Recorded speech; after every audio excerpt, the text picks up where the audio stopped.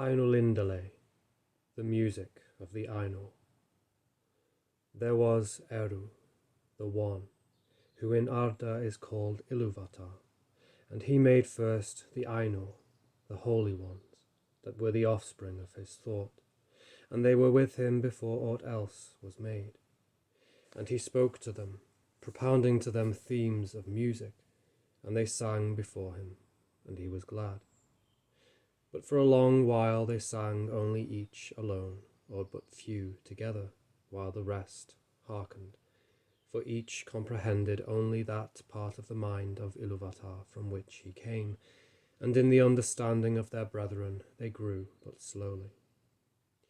Yet ever as they listened they came to deeper understanding, and increased in unison and harmony.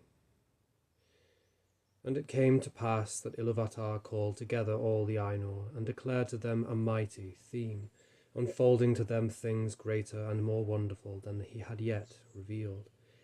And the glory of its beginning and the splendour of its end amazed the Ainur, so that they bowed before Ilúvatar and were silent. Then Ilúvatar said to them, "Of the theme that I have declared to you, I will now that ye make in harmony together a great music. And since I have kindled you with the flame imperishable, ye shall show forth your powers in adorning this theme, each with his own thoughts and devices, if he will. But I will sit and hearken, and be glad that through you great beauty has been wakened into song."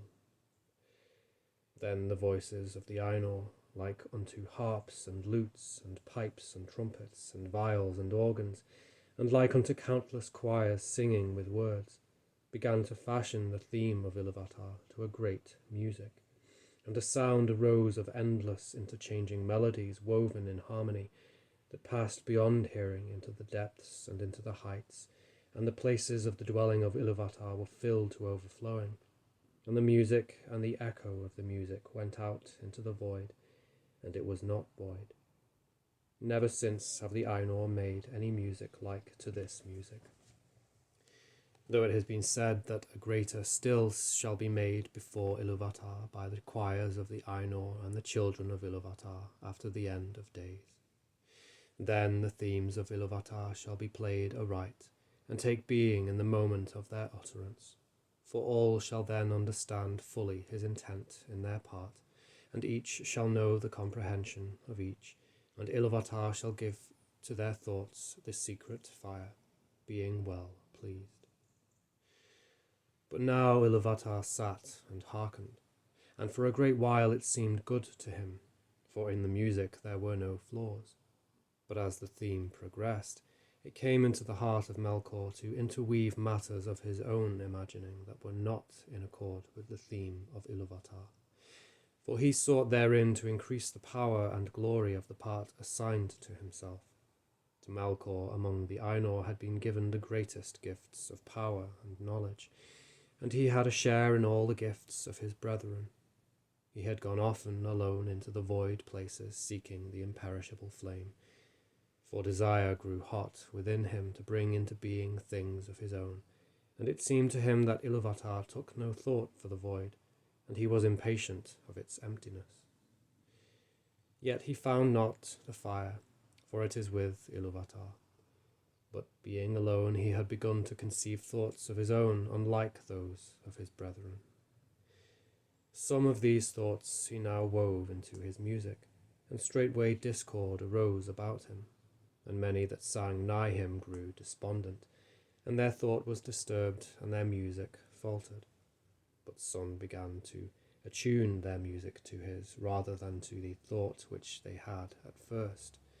Then the discord of Melkor spread ever wider, and the melodies which had been heard before foundered in a sea of turbulent sound.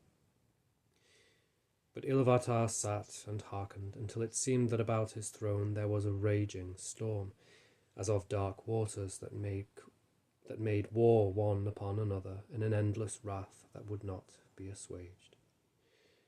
Then Ilúvatar arose, and the Ainur perceived that he smiled, and he lifted up his left hand, and a new theme began amid the storm, like and yet unlike to the former theme, and it gathered power and had new beauty. But the discord of Melkor rose in uproar and contended with it, and again there was a war of sound more violent than before, until many of the Ainur were dismayed and sang no longer, and Melkor had the mastery. Then again Ilúvatar arose, and the Ainur perceived that his countenance was stern, and he lifted up his right hand, and behold, a third theme grew amid the confusion, and it was unlike the others. For it seemed at first soft and sweet, a mere rippling of gentle sounds in delicate melodies, but it could not be quenched, and it took to itself power and profundity, and it seemed at last that there were two musics progressing at one time before the seat of Ilúvatar, and they were utterly at variance. The one was deep and wide and beautiful, but slow and blended with an immeasurable sorrow, from which its beauty chiefly came. The other had now achieved a unity of its own, but it was loud and vain and endlessly repeated, and it had little harmony, but rather a clamorous unison as of many trumpets braying upon a few notes. And it essayed to drown the other music by the violence of its voice, but it seemed that its most triumphant notes were taken by the other, and woven into its own solemn pattern. In the midst of this strife, whereat the halls of Ilúvatar shook, and a tremor ran out into the silences yet unmoved, Ilúvatar arose a third time, and his face was terrible to behold. Then he raised up both his hands, and in one chord, deeper than the abyss, higher than the firmament, piercing as the light of the eye of Ilúvatar, the music ceased. Then Ilúvatar spoke, and he said, "Mighty are the Ainur, and mightiest among them is Melkor, but that he may know, and all the Ainur, that I am Ilúvatar. Those things that ye have sung, I will show them forth, that ye may see what ye have done. And thou, Melkor, shalt see that no theme may be played that hath not its uttermost source in me, nor can any alter the music in my despite. For he that attempteth this shall prove but mine instrument in the devising of things more wonderful, which he himself hath not imagined." Then the Ainur were afraid, and they did not yet comprehend the words that were said to them, and Melkor was filled with shame, of which came secret anger. But Ilúvatar arose in splendour, and he went forth from the fair regions that he had made for the Ainur, and the Ainur followed him. But when they were come into the void, Ilúvatar said to them, "Behold your music." And he showed to them a vision, giving to them sight where before was only hearing, and they saw a new world made visible before them, and it was globed amid the void, and it was sustained therein, but was not of it. And as he looked and wondered, this world began to unfold its history, and it seemed to them that it lived and grew. And when the Ainur had gazed for a while and were silent, Ilúvatar said again, "Behold your music. This is your minstrelsy, and each of you shall find contained herein, amid the design that I set before you, all those things which it may seem that he himself devised or added. And thou, Melkor, wilt discover all the secret thoughts of thy mind, and wilt perceive that they are but a part of the whole, and tributary to its glory." And many other things Ilúvatar spoke to the Ainur at that time, and because of their memory of his words, and the knowledge that each has of the music that he himself made, the Ainur know much of what was, and is to come, and few things are unseen by them. Yet some things there are that they cannot see, neither alone nor taking counsel together, for to none but himself has Ilúvatar revealed all that he has in store, and in every age there come forth things that are new and have no foretelling, for they do not proceed from the past. And so it was that as this vision of the world was played before them, the Ainur saw that it contained things which they had not thought, and they saw with amazement the coming of the children of Ilúvatar, and the habitation that was prepared for them. And they perceived that they themselves in the labour of their music had been busy with the preparation of this dwelling, and yet knew not that it had any purpose beyond its own beauty. For the children of Iluvatar were conceived by him alone, and they came with the third theme, and were not in the theme which Iluvatar propounded at the beginning, and none of the Ainur had part in their making. Therefore, when they beheld them, the more did they love them, being things other than themselves, strange and free, wherein they saw the mind of Iluvatar reflected anew, and learned yet a little more of his wisdom, which otherwise had been hidden even from the Ainur. Now the children of Iluvatar are elves and men, the firstborn and the followers. And amid all the splendours of the world, its vast halls and spaces, and its wheeling fires, Iluvatar chose a place for their habitation in the deeps of time, and in the midst of the innumerable stars.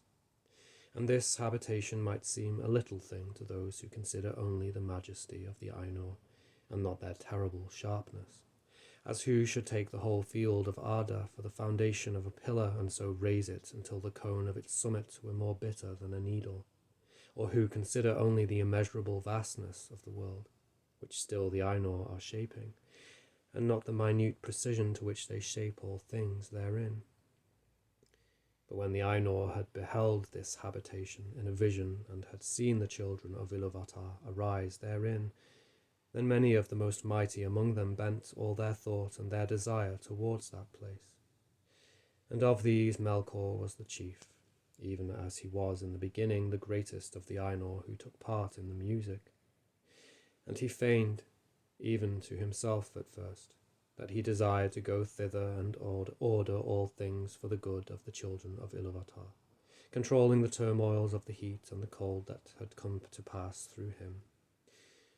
But he desired rather to subdue to his will both elves and men, envying the gifts with which Iluvatar promised to endow them, and he wished himself to have subjects and servants, and to be called Lord, and to be a master over other wills.